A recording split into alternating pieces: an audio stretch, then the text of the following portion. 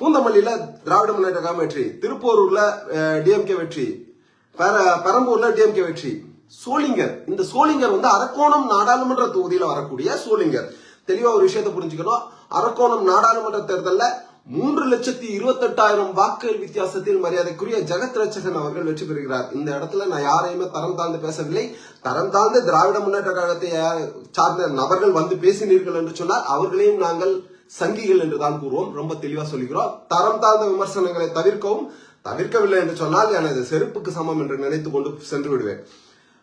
அஇஅதிமுக அங்கு உள்ள ஒரு சட்டமன்ற தொகுதியான சோளிங்கர், இந்த தொகுதியில 16,000 வாக்குகள் வித்தியாசத்துல வெற்றி பெறாங்க. நல்லா பாத்துக்கிட்டீங்க அப்படின்னா ஒவ்வொரு சட்டமன்றத்திலையும் 50,000 வாக்குகள் அதிகமாக நம்ம பெற்று கிட்டத்தட்ட 3,28,000 வாக்குகள் அதிகம் பெற்று அரக்கோணம் நாடாளுமன்ற தேர்தலில் வெற்றி வாகை சூடுகிறோம். இந்தியா கூட்டணி மத்தியில் ராகுல் காந்தி தான் ஆட்சிக்கு வர வேண்டும். இப்போ எதுக்காக நான் சொல்றேன்னா, தமிழகத்தில் 40 நாடாளுமன்ற தொகுதிகளில் வெற்றி பெறுகிறோம் என்று சொன்னால் அது ராகுல் காந்தியின் முகத்திற்காக கிடைத்த வெற்றி என்பதை ரொம்ப தெளிவா பதிய வைக்க வேண்டியது காலத்தின் கட்டாயமாக இருக்கிறது. இதனால் எந்த நடவடிக்கை வந்தாலும் அதை பற்றி எனக்கு கவலை இல்லை. காங்கிரஸ் பேரியக்கத்தின் அடையாளத்தை மக்களிடையே தெரியப்படுத்த வேண்டும் என்பது எங்களுடைய நோக்கம்.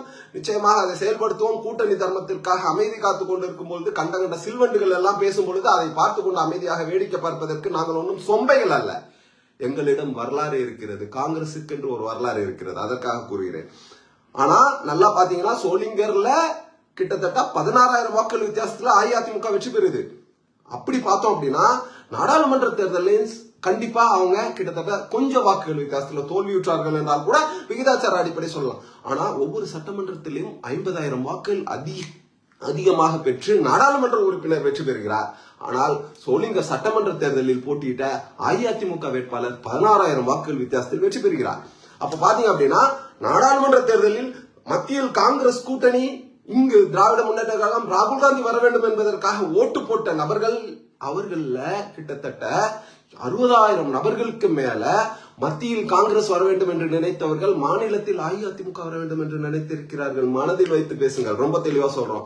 இது ஒரு தொகுதி மட்டும் இல்ல, மற்ற பல இடங்கள்ல டிஎம்கே வெற்றி பெற்றிருக்காங்க. மாற்று கருத்து இல்ல. ரொம்ப சந்தோஷம், வரவேற்கிறோம். தர்மபுரியில பாப்பிரெட்டிப்பட்டி அப்புறம் ஹரூர்னு ஒரு 2 தொகுதி இருக்கு. நான் கொடுத்த தகவல்கள் அனைத்தும் தெளிவான தகவல்களாக இருக்கு. பாப்பிரெட்டிப்பட்டியில 18,000 வாக்குகள் வித்தியாசத்துல யார் வெற்றி பெறாங்க? அஇஅதிமுக வெற்றி பெறாங்க. அதே நேரத்துல ஹரூர்லயும் அதே மாதிரி 9,000 வாக்குகள் வித்தியாசத்துல வெற்றி பெறாங்க. ஆனால் ஒட்டுமொத்த பார்லிமெண்ட்ல பார்த்தோம் அப்படின்னா நாம கிட்டத்தட்ட இந்தியா கூட்டணி 70,000 வாக்குகள் வித்தியாசத்துல வெற்றி பெறோம். அப்படின்னா அந்த சட்டமன்றத்துல நம்ம 10,000 வாக்குகள் வித்தியாசத்துல வெற்றி பெற்றிருக்கணும்.